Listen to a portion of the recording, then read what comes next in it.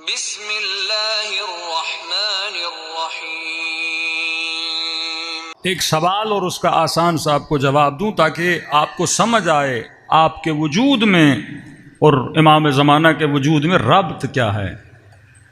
جو ربط ابھی برقرار ہے لیکن ہم اسے محسوس نہیں کر پاتے۔ کبھی آپ نے سوچا کہ جیسے محرم کا چاند نظر آتا ہے ہم اتنے بدل کیوں جاتے ہیں؟ جیسے محرم کا چاند نظر آتا ہے بندہ غمگین ہو جاتا ہے۔ کیوں ہم غمگین ہو جاتے ہیں؟ وہ کون سی چیز ہے جو ہمیں غمزدہ کرتی ہے؟ کیا صرف یہی کہ امام حسین کربلا میں شہید ہوئے؟ پھر پوری دنیا غمگین کیوں نہیں ہوتی؟ شیعہ غمگین کیوں ہوتا ہے؟ فرماتے ہیں جب محرم کا چاند نظر آتا ہے تو دل امام زماں غمگین ہو جاتا ہے، قلب حجت خدا غمگین ہو جاتا ہے۔ اور کیونکہ شیعوں کا ربط ہے اپنے امام کے ساتھ تو جو اثر ان کے امام پہ پڑتا ہے اس کا تھوڑا سا اثر ہمارے اوپر بھی پڑتا ہے۔ اب اس مجمع میں اگر 100 لوگ ہیں، جس کا امام کے ساتھ ربط جتنا مضبوط ہوگا وہ اتنا زیادہ دکھی ہوگا، کیونکہ جتنا مولا کے قلب کے قریب ہوگا تو مولا کے اثرات اس کے اوپر زیادہ طاری ہو جاتے ہیں۔ کیوں فرمایا؟ کہا مولا جناب سلمان کو یہ مقام کیوں ملا؟ کہا کیونکہ سلمان کی اپنی زندگی میں کوئی مرضی نہیں تھی، سلمان کی اپنی کوئی چاہت نہیں تھی، سلمان وہی چاہتا تھا جو علی ابن ابی طالب چاہتے تھے۔ سلمان کی وہی مرضی ہوتی تھی جو علی ابن ابی طالب کی مرضی ہوتی تھی۔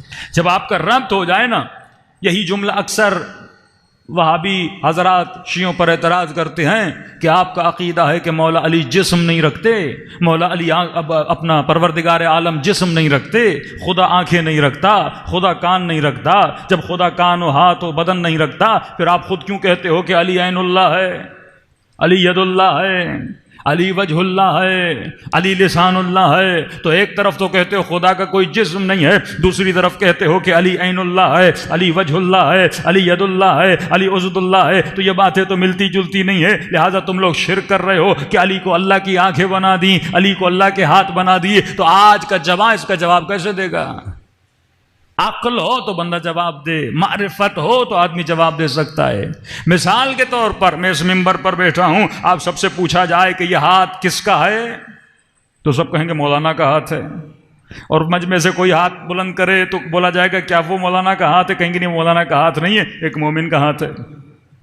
دو چیزیں، ایک مرتبہ میں زبان سے کہتا ہوں کہ مجمع سے فلاں بندہ اٹھے اور پانی کا گلاس مجھے دے، تو آپ نے میری آواز سنی، آپ اٹھے، آپ کے ہاتھوں نے پانی کا گلاس اٹھایا اور مولانا کو پانی پلا دیا۔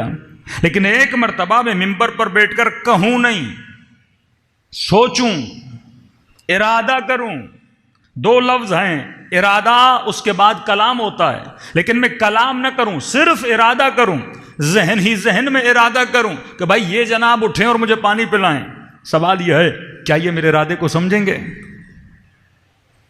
غور سے سنیے گا، کیا یہ میرے ارادے کو سمجھیں گے؟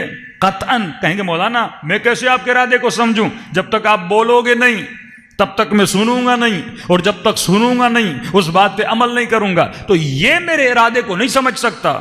لیکن اسی ممبر پر بیٹھ کر اگر میں خود ارادہ کروں کہ مجھے پانی پینا ہے تو ہاتھ کو کہنے کی ضرورت نہیں ہے، میرا ہاتھ میرے ارادے کو فوراً سمجھ لیتا ہے، یہاں سے اٹھے گا اور پانی کا گلاس اٹھائے گا۔ یہ میرا ہاتھ ہے، میرے ارادے کو سمجھ رہا ہے، وہ آپ کا ہاتھ ہے، آپ کے ارادے کو سمجھتا ہے۔ آپ کا ہاتھ میرا نہیں کیونکہ میرے ارادے کو نہیں سمجھتا، میرا ہاتھ آپ کا نہیں کیونکہ آپ کے ارادے کو نہیں سمجھتا۔ تو میرا ہاتھ وہ ہے جو میرے ارادے کو سمجھے، میری آنکھیں وہ ہیں جو میرے ارادے کو سمجھے، میری زبان وہ ہے جو میرے ارادے کو سمجھے۔ کہ علی کے ہاتھ علی کے نہیں ہیں، وہ ید اللہ ہے، کیونکہ علی کے ہاتھ اللہ کے ارادے کو سمجھتے تھے۔